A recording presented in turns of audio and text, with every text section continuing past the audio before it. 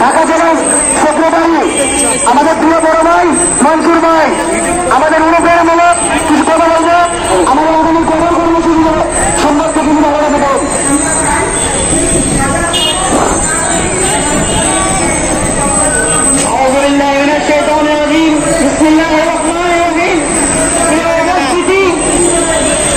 Diploma কৃষিবিদ forum বাংলাদেশের পক্ষ থেকে আপনাদের সকলকে জানাই আন্তরিক সালাম।